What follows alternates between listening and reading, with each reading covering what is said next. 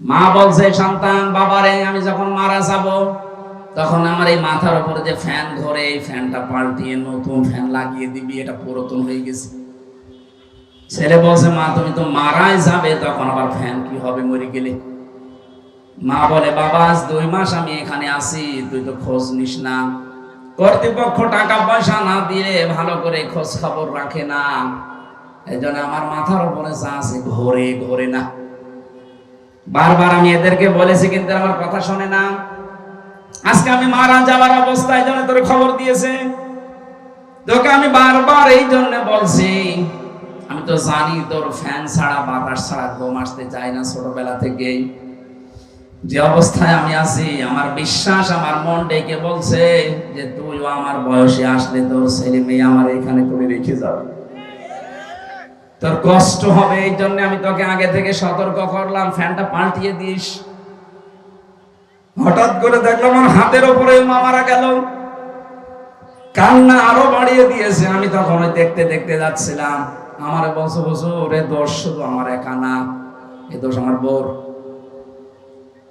2 মাস আগে আমার সাথে বউ গন্ডগোল করে বলেছিল, এই বুড়ি যদি বাড়ি থাকে আমি তোমার ভাত খাবো না। শেষ পর্যন্ত আমার দুইটা সন্তান, কি করবো, তাদের মুখের দিকে তাকাতে সংসার নষ্ট করতে পারি না, তালাকও দিতে পারলাম না। শেষ পর্যন্ত মাকে আমি রেখে গেলাম এই ময়দানে। 2টা মাস হয়ে গেল, খোঁজ খবর আমি নিতে পারি নাই, বিভিন্ন কাজে বাইরে থাকি। আজ আমার মাটা মারা গেল, দুনিয়াতে আমার নাম ধরে ডাকার মতো আর কেউ নেই। ও ঠাকুরগাঁও বাসী, চট্টগ্রাম বিভাগের রাঙ্গামাটি জেলার নংগদু থানার ওই কলেজের অধ্যাপক শুধু না, আমার তো মনে হচ্ছে এখানে অনেকেই এইরকম বসে আছে। সম্মানিত মা বোনেরা, এটা গ্রাম অঞ্চলে, এই জন্য বারবার তাকিদ দিচ্ছে। আপনার নিজের মা বাবা যদি হতো, কখনো স্বামীকে বলতেন না যে এদেরকে বাইরে রেখে আসো, আপনি পারতেন না। ওটা নিজের মা বাবা না, আপনার স্বামীর মা বাবা।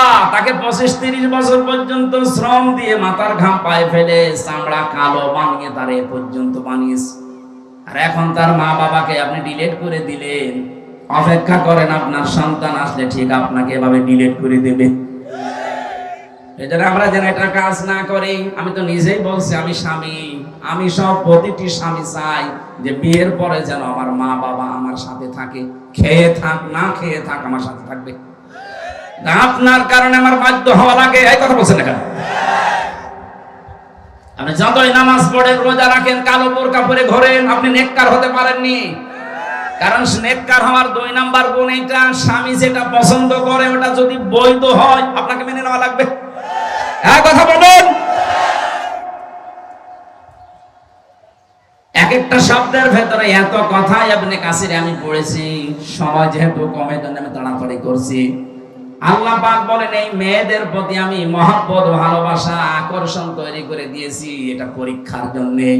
এই জন্য খুব কঠিন বিষয়। ইন্তেকালের আগে নবীজি যে 2টা জিনিসের নাম বলেছেন, ভয়ঙ্কর পরীক্ষা, তার 1 নম্বরে মেয়ে লোক। খুব কঠিন পরীক্ষা এটা আমাদের জন্য। নবীজি বলেন, আমি ইন্তেকাল করলাম, কিন্তু আমার উম্মতের জন্য, পুরুষের জন্য এই 2টা জিনিসের চাইতে বড় পরীক্ষার বস্তু আমি আর রেখে গেলাম না। তার 1 নম্বরে নারী, 2 নম্বরে জমি জায়গা। আপনি আদালতে যাবেন, যত মামলা হয় মেয়ে লোক নিয়ে না জমি জায়গা নিয়ে। এক কথা বলে না কেন? এটা এখান থেকে সতর্ক খুব, এদের উপর আবার জুলুম যেন হয়ে না যায়। আমরা যারা স্বামী আছি, স্ত্রীদেরকে যদি আমি কোন সময় শাসন করি, মার্জিত ভাষায়, সম্মানজনক ভাষায় তাদেরকে সতর্ক করা লাগবে। কারণ মেয়ে লোককে আল্লাহ বানিয়েছে এই বাঁকা হাড় দিয়ে, যত সোজা করতে যাবে না ছাতা ভেঙে যাবে। এই জন্য যে অবস্থায় আছে অবস্থায় থেকে তাদের কাছে কাজ নেওয়া লাগবে। নবীজি মুহাম্মদ রাসূলুল্লাহ পর্যন্ত তার স্ত্রীর সাথে একটা বিষয় নিয়ে প্রায় 29 দিন কথা বলেননি। আর আমরা তো সাধারণ মানুষ, এই জন্য আমরা খুব সতর্ক এদের ব্যাপারে। যেহেতু ওরা বাঁকা হাড়ের তৈরি, আপনি সোজা করতে গেলেও হবে না, ও বাঁকায় থাকবে। ও কাঁচের পাত্রের মতো, যেভাবে হোক তার খুব আগোছালো ভাবে, আস্তে আস্তে যেভাবে হোক পরিষ্কার পরিচ্ছন্ন করে রাখা লাগবে। বেশি ঝামেলা করে জোর করে যদি আপনি মাছতে যান, দেখা যাচ্ছে ভেঙে গেছে কাজ। আল্লাহ আমি সহ যারা আছি আমাদের পারিবারিক জীবনে যেহেতু এর প্রতি একটা মহব্বত তৈরি করে দিয়েছে আল্লাহ নিজে, আর এই পরীক্ষায় আমরা যেন ফেল না করি, উত্তীর্ণ হতে পারি, বলেন আমিন। মুসলমানদের পক্ষ নিয়ে আমি আহ্বান জানাচ্ছি, এদেশে যদি একটা মুসলমানও বেঁচে থাকে, কখনো আল্লাহর নিষিদ্ধ কাজ এই সমকামিতা এই দেশে প্রতিষ্ঠিত হতে দেওয়া যাবে না। এটা যে কত বড় নিকৃষ্ট কাজ, লূত নবী আলাইহিস সালামের আমলের দিকে তাকা। আল্লাহ ডেড সি বানিয়ে দিয়েছেন, মৃত সাগর, জর্ডানে, এই গোনাটা করার কারণে। নারীতে নারীতে তারা বিয়ে করত, পুরুষে পুরুষে বিয়ে করত। এই গোনাটা এই হাজার হাজার বছর পরে আবার কাদেরকে কোন ভূতে কামড়িয়েছে আমরা বুঝতেছি না। পশ্চিমাদের এই সমস্ত দর্শন এদেশে নিয়ে এসে তারা এদেশে এখন অফিস খোলার চিন্তা ভাবনায় আছে। মানবাধিকারের নাম নিয়ে যদি কেউ সমকামিতাকে প্রমোট করে, ওর সঙ্গে সঙ্গে আল্লাহর নিষিদ্ধ কাজকে আপনি সাপোর্ট দিচ্ছেন। সুতরাং আমরা যারা এদেশে জীবিত আছি, আমাদেরকে মেরে ফেলার আগ দিয়ে এদেশে একটা মুসলমান বাকি থাকতে আল্লাহর নিষিদ্ধ কাজে জমিনে হতে দেওয়া যাবে না। তাহলে গজব নাজিল হবে, শুধু আপনিই মরবেন না, আমারও মরা লাগবে। এই প্রোটেস্ট করা লাগছে আমাদের, এই প্রতিবাদ করা লাগছে আমার নিজের কারণে। 2 তলা নৌকা চলছে, নিচ তলাতে পানি আছে, উপর তলায় পানি নেই। পানির ব্যবস্থা নিচতলায় করলে নৌকাটা ডুবে যাবে, এই জন্য পানির ব্যবস্থা করেছে কর্তৃপক্ষ উপর তলায়। নিচতলায় যারা আছে এরা বারবার পানি নিয়ে আসতে যায় উপরে। উপরের লোকজন বিরক্ত হয় যে একটা কথা হলো, নিচে আপনাদের হাতের নাগালে পানি আছে, বারবার ডিস্টার্ব করেন মানে। ওরা বলছে ঠিক আছে, আর আসবো না, পানিও নেব না, দেখি হাতের নাগালের পানি। যে যদি একটা তক্তা খুলে নেয়, আর উপরে যারা আছে ওরা যদি বলে ঠিক আছে যা করবি করগা, উপরেও যারা আছে নিচে যারা আছে সব ডুববে না? এই বলেন না কেন? আমরা যারা এদেশে আছি সেভাবে আছি। আপনি আল্লাহর নিষিদ্ধ কাজকে যদি এদেশে কায়েম করে দেন, পানি উঠতে থাকবে, শুধু আপনি একাই মরবেন না, আমাদেরকে নিয়ে আপনি ডুববেন। এই জন্য নিজেকে বাঁচার জন্য হলেও আল্লাহর যত নিষিদ্ধ কাজ আছে আমরা সেভাবেই হোক প্রতিবাদ করবই। 2টা শ্রেণী আল্লাহ নিজে বানালেন, নারী আর পুরুষ, আপনি এক করে দিতে চাচ্ছেন মানে? পরের শব্দ ছিল আল্লামাহুল বায়ান, আমি কথা বলা শিখিয়েছি। এই পৃথিবীতে এই যে বাক শক্তি, এটা আল্লাহর দেওয়া, দুনিয়ায় কেউ দেয়নি। মায়ের পেটের ভেতরে আল্লাহ 5টা জিনিস তার রব নামের কারণে আলাদা করে দিয়েছিলেন: শ্রবণ শক্তি, দর্শন শক্তি, বাক শক্তি, আকেল শক্তি আর ঘ্রাণ শক্তি। বাবার এই নাপাক পানিটা দিয়ে আল্লাহ 4টা জিনিস বানায়: চুল, রগ, হাড় আর পর্দা। মায়ের জেহেমের ভেতরে যে থলি আছে নাপাক পানির, ওইটা দিয়ে আল্লাহ আরো 4টা জিনিস বানায়: রক্ত, গোশত, চর্বি আর চামড়া। 4 4 8টা জিনিস এক হয়, আর আল্লাহ দেয় 5টা। 8 5 13টা জিনিস 6 মাস একাধারে বিভিন্ন জিনিসে রূপান্তরিত হয়। এই জন্য 6 মাসের আগে কোন সন্তান যদি জন্ম নেয় দুনিয়ায়, সেটা অবৈধ সন্তান। আমি এখানে একটা কথা বের করতে পেরেছি, সূরা আহকাফের 15 নম্বর আয়াত দিয়ে। আল্লাহ পাক বলেন, হামালাতুহু উম্মুহু কুরহা ওয়া ওয়াদাআতুহু কুরহা ওয়া হামলুহু ওয়া ফিসালুহু 30 শাহরা। এদিকে তাকান, এটা ক্লাস চলছে, ক্লাসের মতো কিছু নিয়ে যাবেন। আল্লাহ বলেন, তোমার মা তোমাকে কষ্টের পরে কষ্ট সহ্য করে পেটে বহন করেছে, এরপরে ডেলিভারির কষ্ট সহ্য করার পরে তোমাকে কমপক্ষে 2 বছর দুধ পান করিয়েছে। আমরা জানি পৃথিবীতে মানুষদের ছেলে সন্তানদেরকে 2 বছর দুধ খাওয়ানো লাগে। এটা তো আমরা বানিয়েছি না? এই নিয়মটা কার? 2 বছর যে দুধ খাওয়ানো লাগে মেয়েদেরকে, ছেলেদেরকে, আমার আল্লাহ সূরা বাকারায় নির্দেশ দিয়েছেন, ওয়াল ওয়ালিদাতু ইয়ারদিনা আওলাদাহুন্না হাওলাইনি কামিলাইনি লিমান আরাদা আইয়ুতিম্মার রাদা। হে পৃথিবীর মানুষেরা, আমি আল্লাহ নির্দেশ দিলাম। এই নির্দেশটা আল্লাহ দিচ্ছেন বাবাকে। যারা আলেম আছেন তাদেরকে, আমি জ্ঞানী মানুষদেরকে বলছি, আল্লাহ কিন্তু মেয়েদেরকে বলেননি যে তুই দুধ খাওয়া না। লিমান আরাদা আইয়ুতিম্মার রাদা, এটা মুযাক্কার শব্দ। পুরুষবাচক শব্দ আল্লাহ বলেন পুরুষদেরকে আমি দায়িত্ব দিয়েছি তারা যেন দুধ পান করায় কমপক্ষে 2 বছর। আমার প্রশ্ন, এই আয়াতটা ভুল না ঠিক? কিভাবে ঠিক? আল্লাহ পুরুষদেরকে বলছে তোমাদের দায়িত্ব দিলাম 2 বছর দুধ খাওয়াবা। আমাদের মেশিন পত্র আছে? নেই। এ দুনিয়ায় কোন পুরুষ মানুষ আজ পর্যন্ত সন্তানকে দুধ খাওয়িয়েছে আপনি দেখেছেন, শুনেছেন? নিজেই বলছেন না, তাহলে আয়াত কি হবে? এখানে তো মুয়ান্নাস শব্দ নেই, মহিলাবাচক শব্দ আল্লাহ দেয়নি, পুরুষ শব্দ দিয়েছে। তার মানে দুধ খাওয়ানোর যে কষ্টটা আয়ে স্বীকার করবে মায়েরা, আর এর পেছনে যত খরচ হবে এটা করবে বাবারা। কোন মা যদি বলে তোর সন্তান আমি দুধ খাওয়াবো না, বাবা যদি টাকা পয়সা খরচ করে হয় তাও খাওয়ানো লাগবে। এটা মাইকে না বলাই ভালো ছিল, কারণ ও সাতা তো সব শুনিয়ে শেষে দেখা যাচ্ছে আমরা বিপদে পড়ব। ওরা যদি এখন দুধ খাওয়ানো বন্ধ করে দেয়, যে দায়িত্বটা আমার না, দুধ না খাওয়ালেও আমার কোনো গোনা নেই। বাবা যারা আছে যদি বলে 2 লাখ করে টাকা দেওয়া লাগবে এক একটা ছেলে এক একটা মেয়ের জন্য, আপনার তাই দেওয়া লাগবে। এটা আবার রেকর্ড হচ্ছে। আমার এই যে 1 মাস 2 দিন আগে একটা বাচ্চা হয়েছে, ম্যাডাম যদি শোনে বলবে যে 2 লাখ টাকা দেন। তারপর আমি আয়াত মনে হয় এখন আর বলবো না, আমার মেয়েটা আগে দুধ ছাড়ুক। তাহলে 2 বছর দুধ খাওয়ানো লাগবে, দায়িত্ব কে দিয়েছে? 2 বছরে কয় মাস হয়? 24 মাস। বলেন বলেন, আয়াত ছিল কি?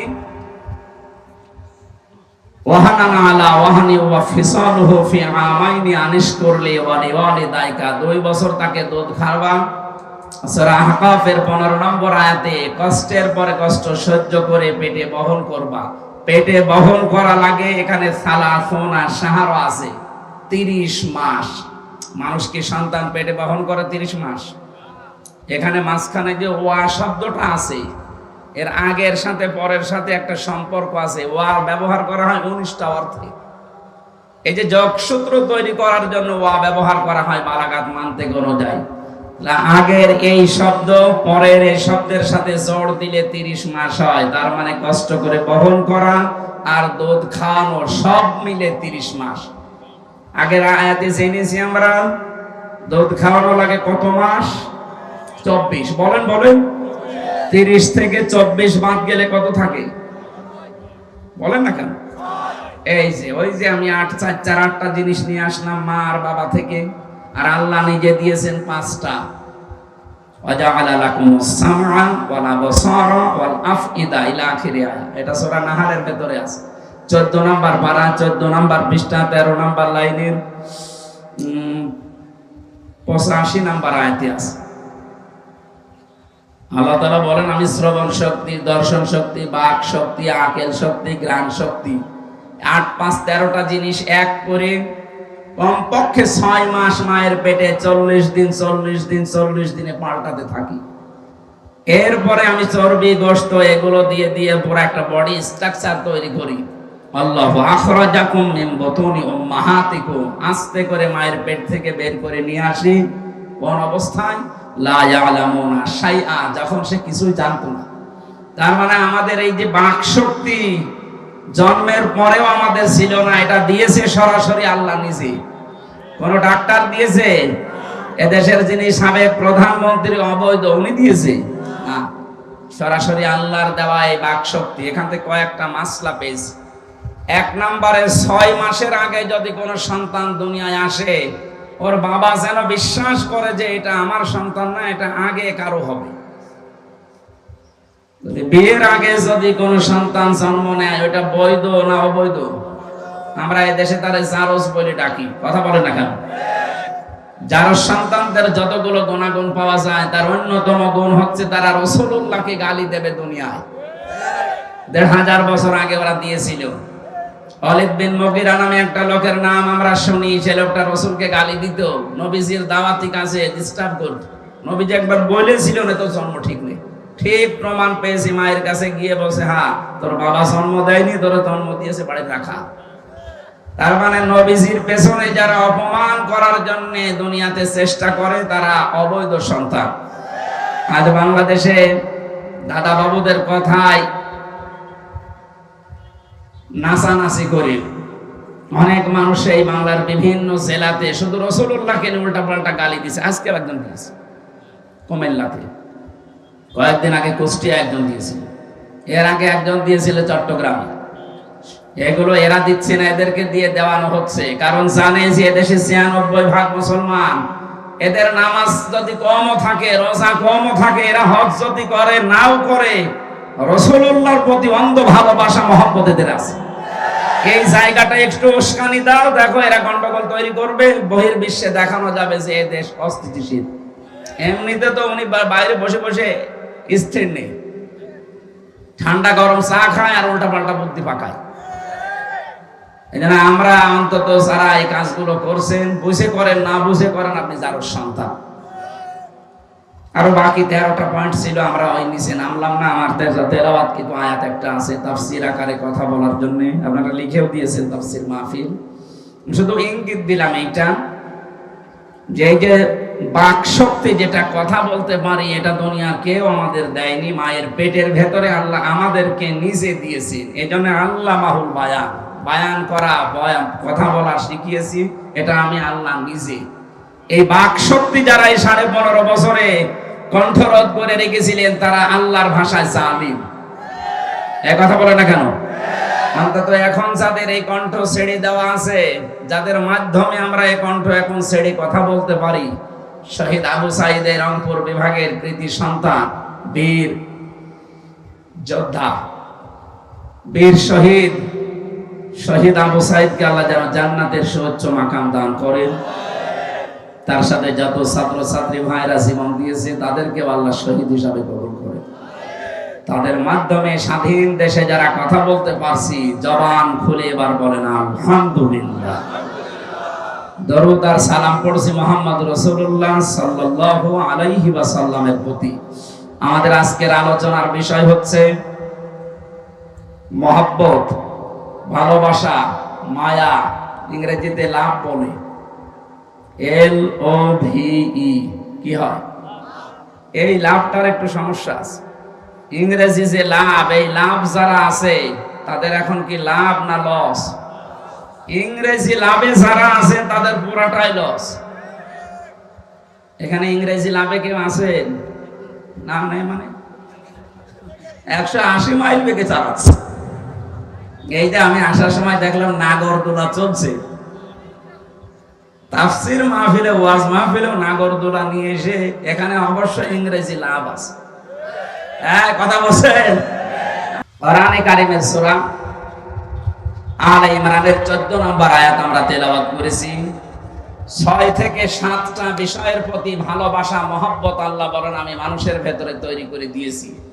এখান থেকে যেই মানুষগুলো উত্তীর্ণ হতে পারবে সফলতার সাথে, এদের জন্য উত্তম বাসস্থান, তার মানে আল্লাহর বানানো জান্নাত অপেক্ষা করছে। আমরা যেন এই 6-7টার পেছনে পড়ি, আমাদের বিশাল আবাসস্থল যেটা আল্লাহ বানিয়েছে আমাদের জন্য, ওইটা ভুলে না যায়। প্রথমে আল্লাহ জানিয়েছেন সজ্জিনা লিন্নাস, মানুষের জন্য আমি সুশোভিত করে দিয়েছি, আকর্ষণীয় করে দিয়েছি, ভালোবাসার বস্তু বানিয়েছি।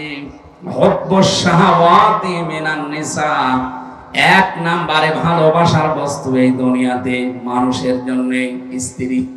কি? মেয়ে লোকের প্রতি, স্ত্রীর প্রতি আল্লাহ ভালোবাসা পয়দা করে দিয়েছে। বিশ্ব নবী আয়াতের তাফসীরে নিজেই জানিয়েছেন, পৃথিবীতে 3টা জিনিস আমার কাছে আসলেই ভালো লাগে, আমি খুব ভালোবাসি, পছন্দ হয় আমার কাছে। একটা, প্রথম নম্বরে নারী।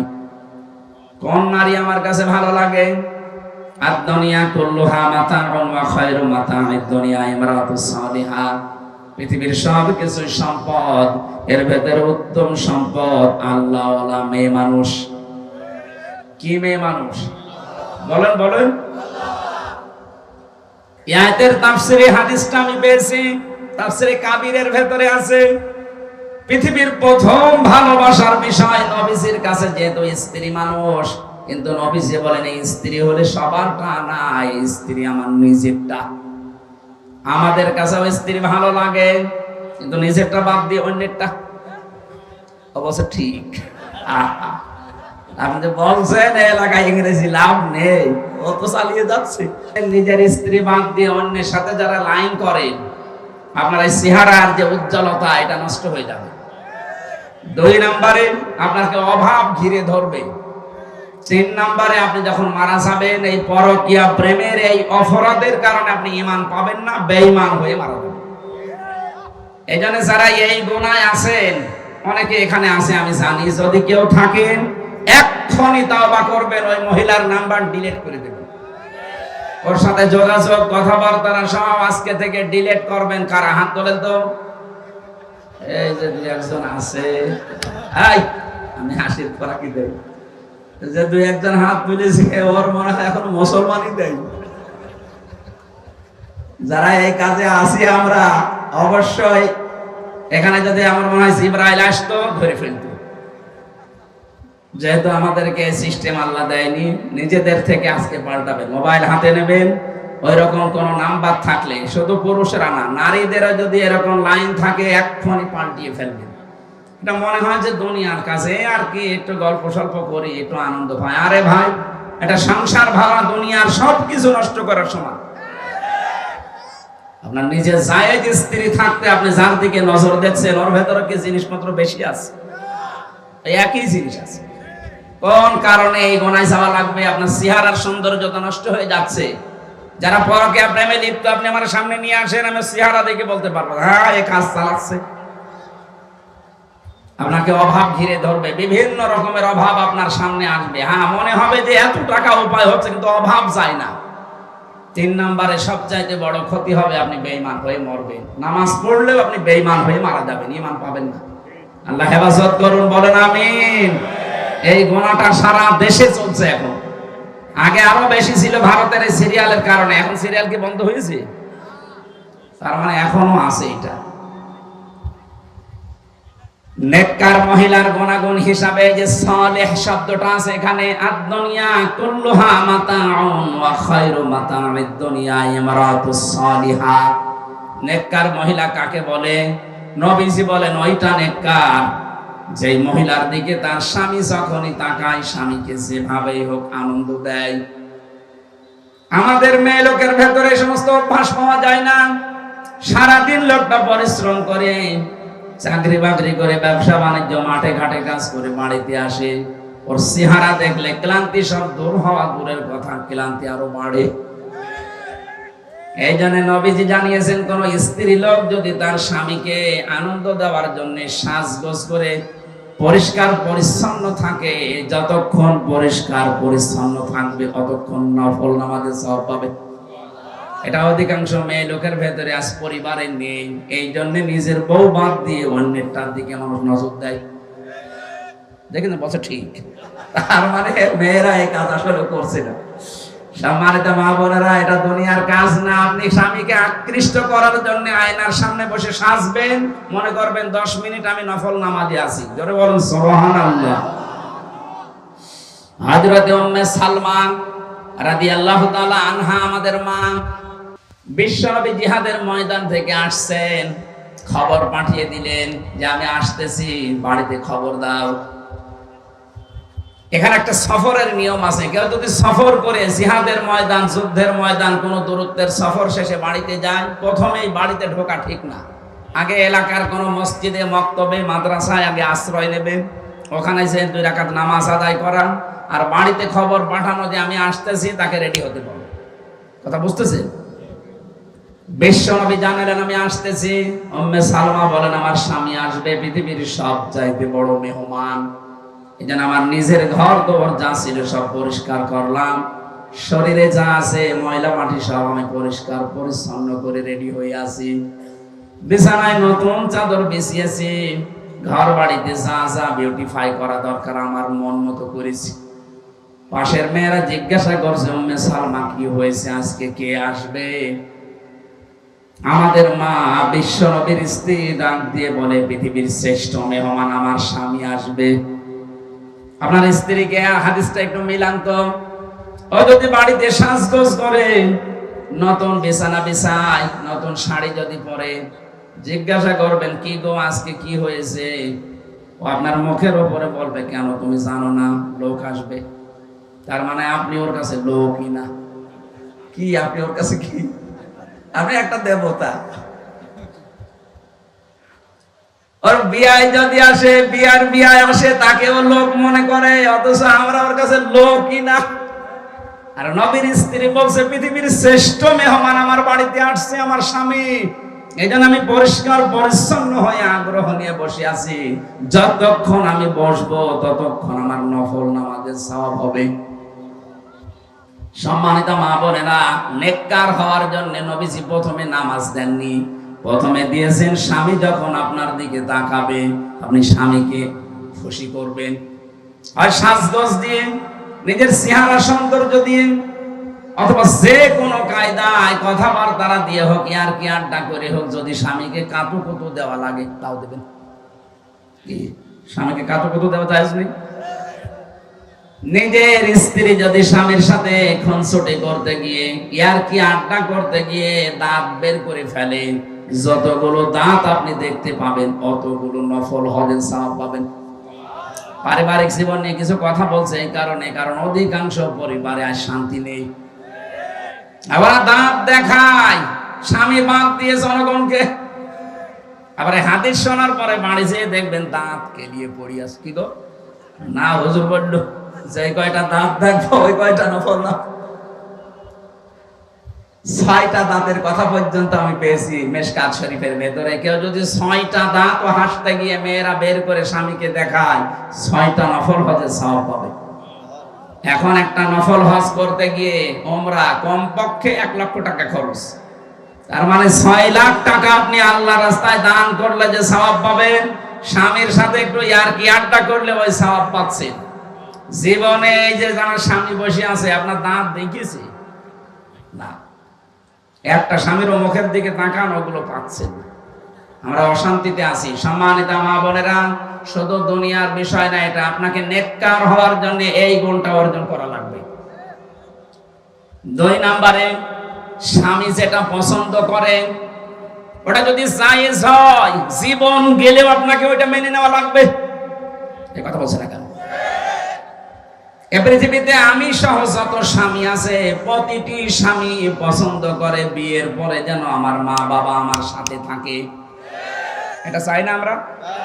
100টা পরিবারের প্রায় 95টা পরিবারে বউ এটা চায় না। বিয়ে করার পরেই কেমন যেন বলে আলাদা হও। এই কথা বলেন না? এই কথা বলাতে তাকে অনেকে বাধ্য করে। কে? এই বউকে বাধ্য করার পেছনে যারা কলকাঠি নাড়ে, তারা এই বউর মা আর ওর বড় বোন। ওখান থেকে শুধু টিপস দেয়, এই আর কতদিন আলাদা হ, আরামে খেতে পারবি। এরকম বউ দেশে নেই? কার বউ এরকম ছোট মনের আছে? হাত তোলেন তো। এই যে আল্লাহর ওলি পাওয়া গেছে। আপনি যে কোন জাহান্নামে আছে, এই লোকটার বউ এখানে আছে না? ও কি মানুষ? 1000 মানুষের সামনে ওর স্বামী হাত তুলছে, আর মানে আলাদা হওয়ার জন্য এলাকায় মনে হয় এগুলো আছে। আমি লংগদু, এই যে রাঙ্গামাটি জেলা, ওখান থেকে আসার সময় দেখেছিলাম একটা বৃদ্ধাশ্রমে আমারে নিয়ে গেল। যে দেখি এক কলেজের অধ্যাপক কাঁদতেছে, হাওমাও করে কাঁদছে, ওর মায়ের পা ধরে বৃদ্ধাশ্রম।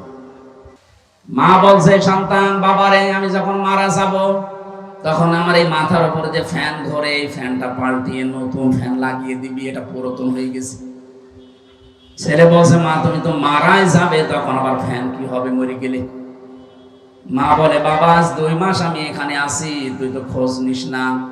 কর্তৃপক্ষ টাকা পয়সা না দিয়ে ভালো করে খোঁজ খবর রাখে না, এই জন্য আমার মাথার উপরে যা আছে ঘোরে ঘোরে না। বারবার আমি এদেরকে বলেছি, কিন্তু আমার কথা শোনে না। আজকে আমি মারা যাওয়ার অবস্থায় জন্য তোর খবর দিয়েছে।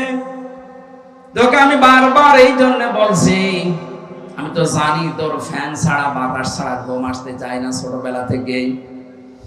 যে অবস্থায় আমি আছি, আমার বিশ্বাস, আমার মন ডেকে বলছে যে তুইও আমার বয়সে আসলে তোর ছেলে মেয়ে আমার এখানে করে রেখে যাবে, তোর কষ্ট হবে। এই জন্য আমি তোকে আগে থেকে সতর্ক করলাম, ফ্যানটা পাল্টিয়ে দিস। হঠাৎ করে দেখলাম আমার হাতের উপরে মা মারা গেল। কান্না আরো বাড়িয়ে দিয়েছে। আমি তখন দেখতে দেখতে যাচ্ছিলাম। আমার বছর বছর এ দোষ শুধু আমার একা না, এ দোষ আমার বউর। 2 মাস আগে আমার সাথে বউ গন্ডগোল করে বলেছিল, এই বুড়ি যদি বাড়ি থাকে আমি তোমার ভাত খাবো না। শেষ পর্যন্ত আমার দুইটা সন্তান, কি করবো, তাদের মুখের দিকে তাকাতে সংসার নষ্ট করতে পারি না, তালাকও দিতে পারলাম না। শেষ পর্যন্ত মাকে আমি রেখে গেলাম এই ময়দানে। 2 মাস হয়ে গেল, খোঁজ খবর আমি নিতে পারি নাই, বিভিন্ন কাজে বাইরে থাকি। আজ আমার মাটা মারা গেল, দুনিয়াতে আমার নাম ধরে ডাকার মতো আর কেউ নেই।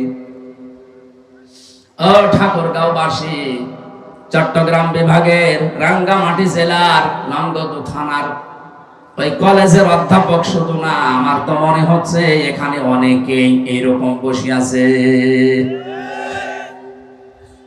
সম্মানিত মা বোনেরা, এটা গ্রাম অঞ্চলে, এই জন্য বারবার তাকিদ দিচ্ছে। আপনার নিজের মা বাবা যদি হতো, কখনো স্বামীকে বলতেন না যে এদেরকে বাইরে রেখে আসো, আপনি পারতেন না। ওটা নিজের মা বাবা না, আপনার স্বামীর মা বাবা। তাকে 25-30 বছর পর্যন্ত শ্রম দিয়ে মাথার ঘাম পায়ে ফেলে চামড়া কালো বানিয়ে তার এ পর্যন্ত বানিয়েছে। আর এখন তার মা বাবাকে আপনি ডিলিট করে দিলেন। অপেক্ষা করেন, আপনার সন্তান আসলে ঠিক আপনাকে এভাবে ডিলিট করে দেবে। এজন্য আমরা যেন এটা কাজ না করি। আমি তো নিজেই বলছি, আমি স্বামী, আমি সব প্রতিটি স্বামী চাই যে বিয়ের পরে যেন আমার মা বাবা আমার সাথে থাকে, খেয়ে থাক না খেয়ে থাক আমার সাথে থাকবে। আপনার কারণে আমার বাধ্য হওয়া লাগে, এই কথা বলছেন না কেন? আপনি যতই নামাজ পড়েন, রোজা রাখেন, কালো বোরকা পরে ঘোরেন, আপনি নেককার হতে পারেননি। কারণ নেককার হওয়ার 2 নাম্বার গুণ এটা, স্বামী যেটা পছন্দ করে ওটা যদি বৈধ হয় আপনাকে মেনে নেওয়া লাগবে। এক কথা বলুন। এক একটা শব্দের ভেতরে এত কথা ইবনে কাসিরে আমি পড়েছি, সময় যেহেতু কমে জন্য আমি তাড়াতাড়ি করছি। আল্লাহ পাক বলেন, এই মেয়েদের প্রতি আমি মহব্বত, ভালোবাসা, আকর্ষণ তৈরি করে দিয়েছি, এটা পরীক্ষার জন্য। এই জন্য খুব কঠিন বিষয়। ইন্তেকালের আগে নবীজি যে 2টা জিনিসের নাম বলেছেন, ভয়ঙ্কর পরীক্ষা, তার 1 নম্বরে মেয়ে লোক। খুব কঠিন পরীক্ষা এটা আমাদের জন্য। নবীজি বলেন, আমি ইন্তেকাল করলাম, কিন্তু আমার উম্মতের জন্য, পুরুষের জন্য এই 2টা জিনিসের চাইতে বড় পরীক্ষার বস্তু আমি আর রেখে গেলাম না। তার 1 নম্বরে নারী, 2 নম্বরে জমি জায়গা। আপনি আদালতে যাবেন, যত মামলা হয় মেয়ে লোক নিয়ে না জমি জায়গা নিয়ে। এক কথা বলে না কেন? এখানে এখানে সতর্ক খুব, এদের উপর আবার জুলুম যেন হয়ে না যায়। আমরা যারা স্বামী আছি, স্ত্রীদেরকে যদি আমি কোনো সময় শাসন করি, মার্জিত ভাষায়, সম্মানজনক ভাষায় তাদেরকে সতর্ক করা লাগবে। কারণ মেয়ে লোককে আল্লাহ বানিয়েছে বাঁকা হাড় দিয়ে, যত সোজা করতে যাবেন ও ছাতা ভেঙে যাবে। এই জন্য যে অবস্থায় আছে অবস্থায় থেকে তাদের কাছে কাজ নেওয়া লাগবে। নবীজি মুহাম্মদ রাসূলুল্লাহ পর্যন্ত তার স্ত্রীর সাথে একটা বিষয় নিয়ে প্রায় 29 দিন কথা বলেননি। আর আমরা তো সাধারণ মানুষ, এজন্য আমরা খুব সতর্ক এদের ব্যাপারে। যেহেতু ওরা বাঁকা হাড়ের তৈরি, আপনি সোজা করতে গেলেও হবে না, ও বাঁকায় থাকবে। ও কাঁচের পাত্রের মতো, যেভাবে হোক তার খুব আগোছালো ভাবে, আস্তে আস্তে যেভাবে হোক পরিষ্কার পরিচ্ছন্ন করে রাখা লাগবে। বেশি ঝামেলা করে জোর করে যদি আপনি মাছতে যান, দেখা যাচ্ছে ভেঙে গেছে কাজ। আল্লাহ আমি সহ যারা আছি আমাদের পারিবারিক জীবনে যেহেতু এর প্রতি একটা মহব্বত তৈরি করে দিয়েছে আল্লাহ নিজে, আর এই পরীক্ষায় আমরা যেন ফেল না করি, উত্তীর্ণ হতে পারি, বলেন আমিন। 2 নম্বরে ভালো পানি না। আল্লাহ পাক বলেন, আমি তোমাদের সন্তানাদি এগুলোর প্রতি মহব্বত, ভালোবাসা তৈরি করে দিয়েছি। এই আয়াতটাই সব বানিন শব্দের ব্যাখ্যা আমি পড়েছি সূরা মুনাফিকের 9 নম্বর 10 নম্বর আয়াতে। এই ভালো করে শুনবেন, এটা আজ আমাদের জীবনটা ধ্বংস হয়ে যাচ্ছে এই কারণটাই। আল্লাহ পাক বলেন, ইয়া আইয়ুহাল্লাযীনা আমানু লা তুলহিকুম আমওয়ালুকুম ওয়ালা আওলাদুকুম আন যিকিরিল্লাহ ওয়া মান ইয়াফআল যালিকা ফাউলাইকা হুমুল খাসিরুন। ওই যারা ঈমানের দাবি করো, ভালো করে শোনো, তোমাদের সন্তানাদি আর সম্পদাদি এগুলো যেন আল্লাহর জিকির থেকে, আল্লাহর বিধান থেকে তোমাদেরকে গাফেল করে না রাখে। যারা এরূপ করবে তারা ক্ষতিগ্রস্ত হবে। এখানে আমি সহ প্রত্যেকের ভেতরে যেহেতু সন্তানের মহব্বত তৈরি করে দিয়েছে কে? বলেন বলেন। তাদের প্রতি আকর্ষণ, ভালোবাসা, মায়া, সৌন্দর্য এগুলো সব আল্লাহর বানানো। এজন্য সতর্ক আল্লাহ করছেন, এদের পেছনে থাকতে গিয়ে এদের জন্য উপায় অন্তর করতে গিয়েছেন। আমি আল্লাহর বিধান ভুলে যেও না। প্রত্যেকের অবস্থায় আমাদের এক, এটা আখিরাতের সাথে সম্পর্কিত। কোন মানুষের জন্য তাকিয়ে তাকে আরামে রাখবেন সন্তানাদি, পরবর্তী প্রজন্ম যারা তারা আরামে থাকবে, তারা খেয়ে পরে খুব সুখে শান্তিতে কাটাবে। এই জন্য নিজে অনেকে আমরা বৈধ পথ বাদ অবৈধ পথে ইনকাম করি। কথা বলে না কেন? বৈধ পথে যতটুকু পারা যায় অতটুকু নিয়ে যদি আপনি সন্তুষ্ট থাকতেন, পরিবারে আমার আল্লাহ শান্তি দিত। বৈধ পথ চলতে চলতে হঠাৎ করে তাদের দিকে চিন্তা ভাবনা করে অবৈধ কাজ কারবার আমরা বাড়িয়ে দেই। বাম হাতের ইনকাম। আপনি আপনার স্ত্রীকে, আপনার ওই ছেলেকে, মেয়েকে একটু জিজ্ঞাসা করেন তো গোপনে, যে তোমাদের শান্তির জন্য আমি কিন্তু আল্লাহর বিধান আদি সব ভুলে গিয়ে বিভিন্ন রকমের উপায় অন্তর করছি। ডান বাম নেই, সব আমি হালাল করে নিয়েছি। আমি 1000 টাকা ছেড়ে রাখি, আমি 1000 টাকায় প্রতি মাসে মাসে 1200 টাকা করে পাই না? এলাকায় সব নেই? এই সুদ আছে এলাকায়? এই যে টাকা ছেড়ে রাখে, টাকা আসে, 1000 টাকা দিলে 1100 টাকা করে দেয়। এটা মায়ের সাথে জেনা করার শামিল। আরে ভাই, যে লোকটা মায়ের সাথে জেনা করে আসলো, ওই লোকটা নামাজ পড়লে কবুল হবে? এই অপরাধ যারা করছেন এখনই আপনি বাদ দিয়ে দেবেন। ঘুষ খায় মানুষ, অবৈধ রাস্তায় টাকা লাগায়, মানুষকে যে ফাঁকি দেয়, বিভিন্ন জায়গায় সিন্ডিকেট তৈরি করে ব্যবসায়ী যারা আছে, এরা ফলের ভেতরে বিষ লাগায়, ঔষধ দেয়, কীটনাশক দেয়। আজকে আমি ডাইরেক্ট ফতোয়া দিচ্ছি, বাংলাদেশে যারা সিন্ডিকেট তৈরি করে, যে সমস্ত দোকানদাররা, ব্যবসায়ীরা মানুষকে কষ্টে ফেলার জন্য চেষ্টায় আছেন, বেশি মুনাফা নেওয়ার জন্য চেষ্টায় আছেন, আপনি পৃথিবীর শ্রেষ্ঠ জালেম। এটা সূরা মায়েদার 32, 33, 34 নম্বর আয়াতে আছে।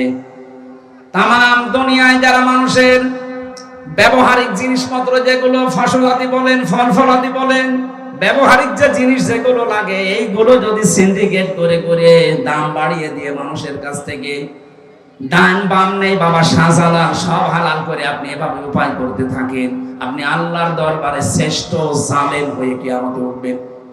কার জন্য উঠছেন? আপনার ছেলের জন্য, স্ত্রীর জন্য, মেয়ের জন্য। আপনার এই অবৈধ সম্পদ তারা ভোগ করার জন্য দুই পায়ে খাড়া আছে, কিন্তু এই অবৈধ ইনকামের জন্য যেই গোনাটা, এই গোনা ভোগ করার জন্য কেউ রাজি না। আমরা কি এরকম পাগল কেউ আছি? না। পাগল যদি এরকম কেউ থাকে, আজকে থেকে ভালো হয়ে যাব। আমরা পাগল কি হব? ভালো হয়ে যাব। আল্লাহ বলেন আমি আকর্ষণ করে দিয়েছি, এই আকর্ষণের পরীক্ষায় তুমি যেন ফেল হয়ে যেও না। এরপরে আরো কয়েকটা জিনিসের নাম দিয়েছে, আল কানাতিরিল মুকান্তারাতি মিনাজ যাহাবি ওয়াল ফিদ্দাতি, স্তূপকৃত সোনা রূপা এগুলোর প্রতি মানুষের মহব্বত আছে। ওয়াল খায়লিল মুসাব্বামা,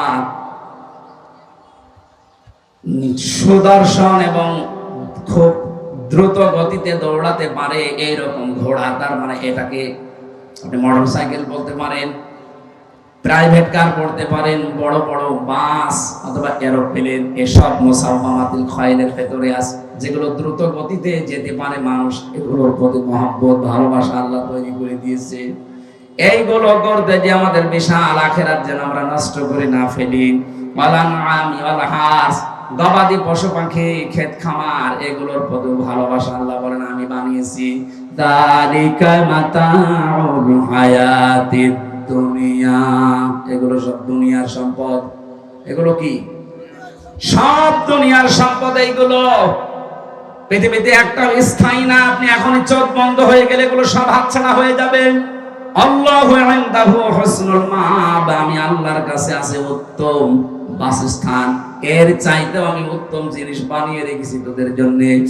উল আউনাব্বিউকুম বিখাইরিম মিন যালিকুম, নবী আপনি ওদেরকে বলেন এর চাইতে ভালো কোন সংবাদ আমি তোমাদেরকে জানাবো। লিল্লাযীনা তাকাউ ইনদা রাব্বিহিম জান্নাতুন তাজরি মিন তাহতিহাল আনহার, যারা তাদের রবকে ভয় করে এই সাতটা জিনিস থেকে দুনিয়াতে বেঁচে বেঁচে চলতে পারবে, তাদের জন্য আল্লাহ বাগান বানিয়েছেন যার তলদেশ দিয়ে নদী আর নহর প্রবাহমান থাকবে। খালিদিনা ফিহা, যেখানে ঢুকলে চিরস্থায়ী হয়ে যাবে। ওয়াজওয়াজুম মুতাহহারা, পবিত্র স্ত্রী আল্লাহ আপনার জন্য রেডি করে রেখেছেন। ওয়ারিদওয়ানুম মিনাল্লাহ, আল্লাহর পক্ষ থেকে একটা স্থায়ী সন্তুষ্টি। জোরে বলেন সুবহানাল্লাহ। আল্লাহু বাসীরুম বিল ইবাদ, আল্লাহ তার বান্দাদের প্রতি বড় তীক্ষ্ণ দৃষ্টি রাখেন। আমার প্রতি যেমন আল্লাহর নজর আছে, আপনার প্রতি আল্লাহর নজর আছে, সবার প্রতি আল্লাহর নজর আছে। সম্মানিত মা বোন, একটা হাদিস পড়ছি, বিশ্বনবী জানিয়েছেন এই পৃথিবীতে নামাজ যাদের কবুল হয় না, মেয়েরা আছেন, নামাজ যাদের কবুল হয় না, এক নম্বরে যারা ওড়না ছাড়া নামাজ আদায় করেন তাদের নামাজ হবে না যদি চুল নামাজের ভেতরে বের হয়ে যায়। দুই নম্বরে রাস্তায় যারা সুগন্ধি দিয়ে বের হন তাদের যতক্ষণ ওই সুগন্ধি না কাটবে নামাজ হবে না। তিন নম্বরে স্বামীর অসন্তুষ্টি রেখে আপনার নামাজ হবে না। আল্লাহ এই গুণগুলো অর্জন করার তৌফিক দিন।